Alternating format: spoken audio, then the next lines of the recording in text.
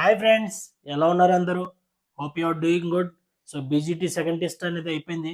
So BGT second test pink ball test లో Australia వాళ్ళు win అయ్యారు. ప్రెసెంట్ 5 మ్యాచ్ సిరీస్ లో సో 1-1 సిరీస్ లెవెల్ అయింది. So India next WTC final కి వెళ్ళాలంటే సో ఈ రానున్న 3 మ్యాచెస్ పక్కాగా గెలవాల్సి ఉంటుంది. ఇండియా వాళ్ళు ఈ 3 మ్యాచెస్ విన్ అయ్యి డబ్ల్యూటీసీ ఫైనల్ కి వెళ్తారా లేదా అనేది మనం చూడాల్సి ఉంది. 3-2 గెలిచినా సరే సో మనం డబ్ల్యూటీసీ ఫైనల్ కి వెళ్తాము. కాకపోతే ఏంటంటే వేరే టీమ్స్ యొక్క రిజల్ట్స్ మీద డిపెండ్ అయి ఉంటుంది.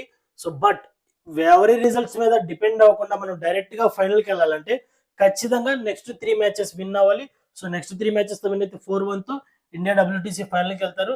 జరిగిన 2 టెస్ట్ లో అండ్ 4 ఇన్నింగ్స్ లో సో టాప్ స్కోరర్ గా మనం చూసుకున్నట్టయితే నితీష్ కుమార్ రెడ్డి 3 ఇన్నింగ్స్ లో టాప్ స్కోరర్ గా ఉన్నాడు. దట్టు తన నెంబర్ 8 బ్యాట్స్మెన్ కింద వచ్చి టాప్ స్కోరర్ గా ఉండటం అనేది చాలా గొప్ప విషయం. మీరు అనుకోవచ్చు సో తను చేసింది 41, 42 కదా అని, సో 42 స్కోర్సే కదా అని. కానీ మన స్టార్ ప్లేయర్స్ లైక్ కోహ్లీ కానీ, రాహుల్ కానీ, నెక్స్ట్ జైస్వాల్, పంత్, రోహిత్ శర్మ వీళ్ళు ఫెయిల్ అయినా సరే నితీష్ కుమార్ రెడ్డి నాన్ స్ట్రైకర్ లో టైలెండర్స్ ని పెట్టుకొని స్కోర్ బోర్డ్ ని ముందు తీసుకెళ్లిన విధానం కానీ it is too good from Nitish Kumar Reddy. Already Pat Cummins SRH కాడినప్పుడే సో నితీష్ కుమార్ రెడ్డి గురించి చెప్పాడు కూడా. సో దట్ తను ఆ బ్యాటింగ్ లో చూపించిన maturity, so even he is 21 years, so తను బ్యాటింగ్ లో చూపించిన మెచ్యూరిటీ అయితే ఒక ఎక్స్పీరియన్స్డ్ ప్లేయర్ ఉన్నంత మెచ్యూరిటీ ఉంది. సో ఒక స్టార్ ప్లేయర్ ఇన్ మేకింగ్ అనేది చెప్పాడు.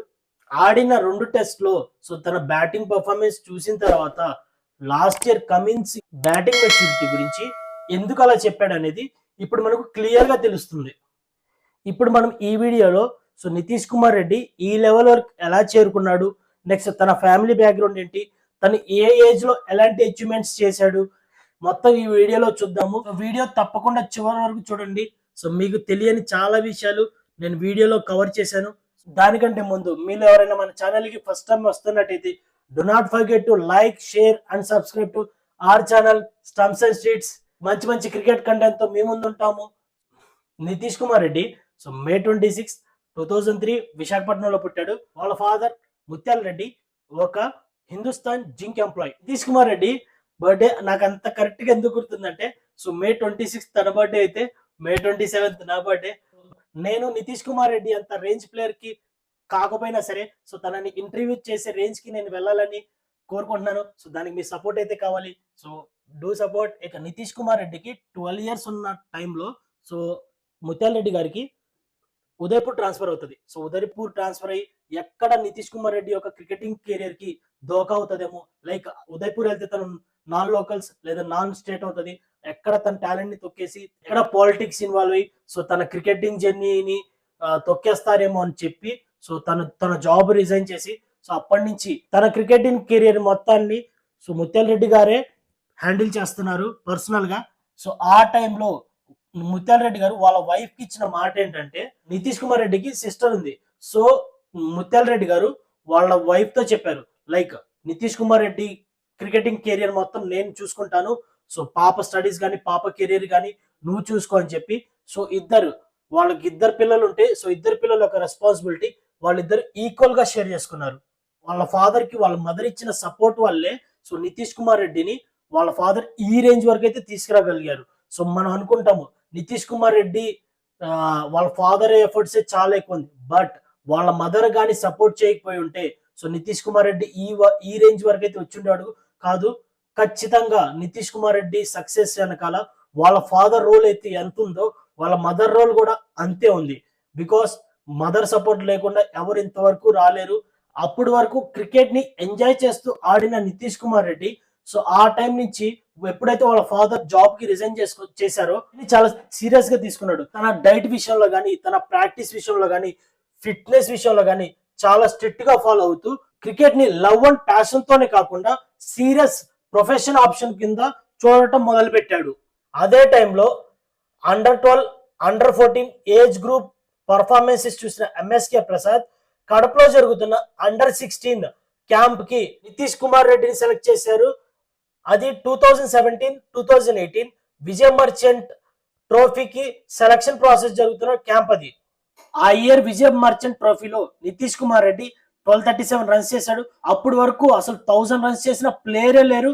ఆ ఆ సీజన్ లో నితీష్ కుమార్ రెడ్డి ఏకంగా 1237 రన్స్ చేయటం వల్ల సో ఇండియన్ డొమెస్టిక్ క్రికెట్ లో సో తనకంటూ ఒక పేరు సంపాదించుకున్నాడు. అండ్ దట్ 1237 రన్స్ చేయటమే కాకుండా నితీష్ కుమార్ రెడ్డి అదే సీజన్ లో 26 వికెట్స్ కూడా తీశాడు. రీసెంట్ గా బీజీటీలో కూడా కామెడీలో చెప్తారు కదా, సో నితీష్ కుమార్ రెడ్డి అండర్ 16 లో తన హైయెస్ట్ స్కోర్ 442 అగైనెస్ట్ నాగాలాండ్ అని. ఆ 442 కూడా చేసేది ఈ సీజన్ లోనే.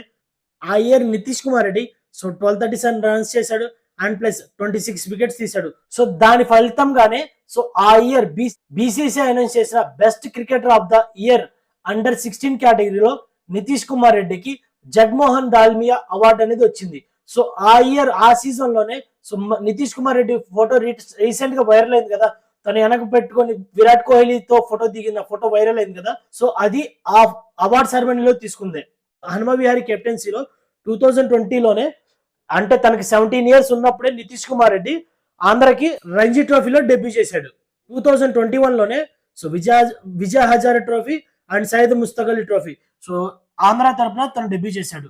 నెక్స్ట్ 2021లోనే తనకి 18 ఇయర్స్ ఉన్నప్పుడే సో సిఎస్కే కి నెట్ బౌలర్ కింద తను సెలెక్ట్ అయ్యాడు. అది కూడా అదే ఇయర్ తను Vijay Hazare and Syed Mushtaq Ali trophy debut చేశాడు కదా. సేమ్ ఇయర్ 2021లోనే ఐ థింక్ తనకి 18 ఇయర్స్ ఉన్నప్పుడు నితీష్ కుమార్ రెడ్డి సిఎస్కే కి ఒక నెట్ బౌలర్ కింద సెలెక్ట్ అయ్యాడు. ఫాలోయింగ్ ఇయర్ 2022లో నితీష్ కుమార్ రెడ్డి ఎస్ఆర్హెచ్ కి నెట్ బౌలర్ కింద సెలెక్ట్ అయ్యాడు. నెట్ బౌలర్ కింద సెలెక్ట్ అయినా సరే ప్రాక్టీస్ సెషన్స్ లో నితీష్ కుమార్ రెడ్డి బ్యాటింగ్ పర్ఫార్మెన్సెస్ లేదా బ్యాటింగ్ స్టైల్ చూసి ఎస్ఆర్హెచ్ మేనేజ్మెంట్ 2023 ఆప్షన్ లో నితీష్ కుమార్ రెడ్డిని 20 lakhs బేస్ ప్రైస్ కి కొనుక్కున్నారు. సో ఆ సీజన్ 2023లోనే నితీష్ కుమార్ రెడ్డి 2 మ్యాచెస్ ఆడాడు, బట్ అంతగా ఇంపాక్ట్ అయితే చూపించలేకపోయాడు.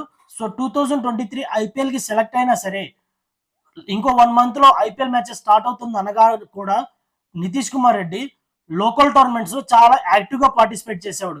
ఏదర్ అది ఒంగోలులో జరిగే టోర్నమెంట్ అయినా సరే, కొండమంజులూరులో జరిగే క్రికెట్ టోర్నమెంట్ అయినా సరే, సో నితీష్ కుమార్ రెడ్డి చాలా యాక్టివ్ గా పార్టిసిపేట్ చేశాడు.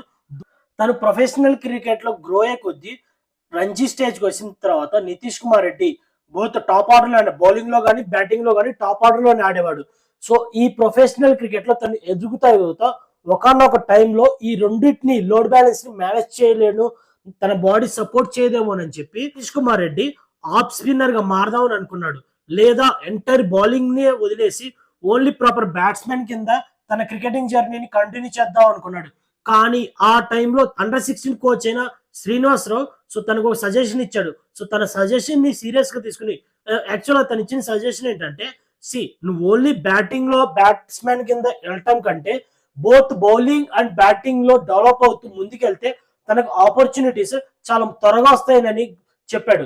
సో అది సీరియస్ గా తీసుకున్న నితీష్ సో తన ఆఫ్ స్పిన్నర్ గా మారాలనుకున్న ఆలోచన పక్కన పెట్టేసి సో బోత్ తన ఫిట్నెస్ ఫాస్ట్ బౌలర్ కిందను అండ్ బ్యాట్స్మెన్ సో ఎప్పుడైతే ప్రాపర్ ఆల్రౌండర్ అవ్వాలనుకున్నాడో టాప్ ఆర్డర్ లో 1 డౌన్ లో వచ్చే నితీష్ కుమార్ రెడ్డి అప్పటి నుంచి నెంబర్ 6 లో లేదా నెంబర్ 7 లో ఆడటం స్టార్ట్ చేశాడు. అండ్ అంతే ప్రిఫరెన్స్ తన బౌలింగ్ కూడా ఇచ్చాడు. 2023లో సో ఎస్ఆర్హెచ్ తరపున తను ఆడింది 2 మ్యాచెస్ అయినా సరే అంత ఇంపాక్ట్ అనేది క్రియేట్ చేయలేదు. అలా అని చెప్పి ఎస్ఆర్హెచ్ మేనేజ్మెంట్ తనని రిలీజ్ చేయలేదు 24 ఆప్షన్ కి, బట్ తన మీద నమ్మకం ఉంచి తనని టీంలోనే ఉంచుకున్నారు. 2024 ఐపీఎల్ సీజన్ మాత్రం నితీష్ కుమార్ రెడ్డికి ఒక బ్రేక్ త్రూ సీజన్. ఆ సీజన్ వల్ల తన పర్ఫార్మెన్స్ చూసే తను ఇండియాకి డెబ్యూ చేశాడు.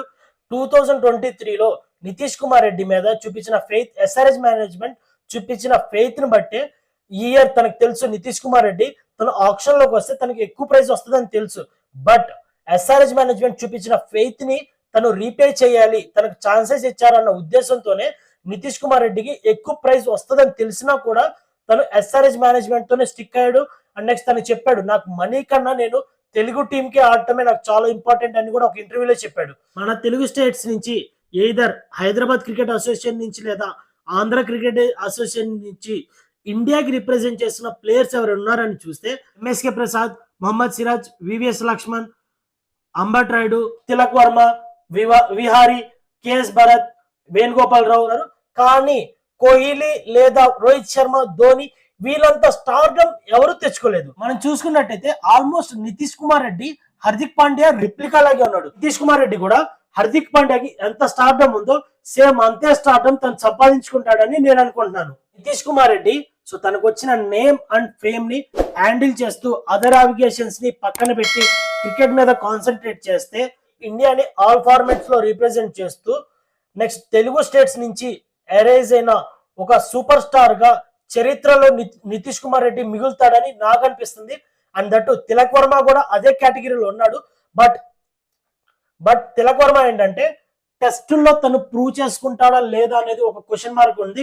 But no doubt Nitish Kumar Reddy అయితే చరిత్రలో నిలిచిపోతే ప్లేయర్ గా మిగులుతాడని నేను అనుకుంటున్నాను. మీకే అనిపిస్తుందని కామెంట్ లో మెన్షన్ చేయండి. రీసెంట్ గా జరిగిన ఒక ఇంటర్వ్యూలో నితీష్ కుమార్ రెడ్డి చెప్తాడు, సో నితీష్ కుమార్ రెడ్డి అండ్ తిలక్ వర్మ ఎప్పుడు మాట్లాడుకుంటా ఉంటారంట. సో మన తెలుగు స్టేట్స్ నుంచి ఎయిదర్ హెచ్సిఏ నుంచి అవని లేదా ఏసీఏ నుంచి అవని ఇంకా ప్లేయర్స్ అంటే ఇంకా చాలా మంది ప్లేయర్స్ ని ఐపీఎల్ కి ఎక్స్పోజ్ చేయాలి, ఐపీఎల్ ని పరిచయం చేయాలి. సో అలా చేయాలంటే మనం ఏం చేయాలనేది ఎప్పుడు మాట్లాడుకుంటా ఉంటారని కూడా ఒక ఇంటర్వ్యూలో చెప్పాడు. రీసెంట్ గా జరిగిన ఆప్షన్ లో వీళ్ళిద్దరు కాకుండా ఆంధ్ర క్రికెట్ అసోసియేషన్ నుంచి ఇంకో 3 ప్లేయర్స్ కూడా సెలెక్ట్ అయ్యారు. నెక్స్ట్ పైలా అవినాష్ పంజాబ్ కి సెలెక్ట్ అయ్యాడు, త్రిపురాణ విజయమో ఢిల్లీ క్యాపిటల్ కి సెలెక్ట్ అయ్యాడు, కె సత్యనారాయణ రాజేమో ముంబైకి సెలెక్ట్ అయ్యాడు. వీళ్ళు 3 కాకుండా ఆల్మోస్ట్ నితీష్ కుమార్ రెడ్డి లాగే ఫాస్ట్ బౌలరింగ్ ఆల్రౌండర్ కేవి శశికాంత్ కూడా ఉన్నాడు. తను కూడా చాలా ఆల్మోస్ట్ నితీష్ కుమార్ రెడ్డి లాంటి ప్లేయరే. ఇలా ఆంధ్ర క్రికెట్ అసోసియేషన్ నుంచే కాకుండా హెచ్సిఏ నుంచి కూడా చాలా మంచి ప్లేయర్స్ ఉన్నారు. తనై త్యాగరాజన్ తన ఒక స్పిన్ బౌలింగ్ ఆల్రౌండర్, తేకుపల్లి రవితేజ తన ఒక ఫాస్ట్ బౌలింగ్ ఆల్రౌండర్. ఇలా చాలా మంచి ప్లేయర్స్ ఉన్నారు మన తెలుగు స్టేట్స్ నుంచి. హోప్ వీళ్ళందరికీ ఐపీఎల్ లో మంచి ఆపర్చునిటీస్ వచ్చి వీళ్ళు ఇండియాకి రిప్రజెంట్ చేయాలని నేను మనస్ఫూర్తిగా అనుకుంటున్నాను. So that's all guys. So ఈ వీడియోలో నితీష్ కుమార్ రెడ్డి తన ఫామ్ ని కంటిన్యూ చేస్తూ ఇండియాని గెలిపించడంలో తన పాత్ర పోషిస్తూ తన ఫామ్ ని కంటిన్యూ చేస్తాడా, అండ్ నెక్స్ట్ ఇండియా 3 మ్యాచెస్ విని WTC ఫైనల్ కి వెళ్తుందా లేదా అనేది కామెంట్ లో మెన్షన్ చేయండి. That's all from this video. We hope అంటే మనం ప్రే చేద్దాము మన తెలుగు స్టేట్స్ నుంచి మరందరూ క్రికెటర్స్ తయారవ్వాలని కోరుకుందాము. మరిన్ని క్రికెట్ వీడియోస్ కోసం మా ఛానల్ చూస్తూనే ఉండండి. సో మరో వీడియోలో మరో కంటెంట్ తో కలుద్దాం. Until then take care, bye, and do not forget to like, share and subscribe to our channel Stumps and Streets.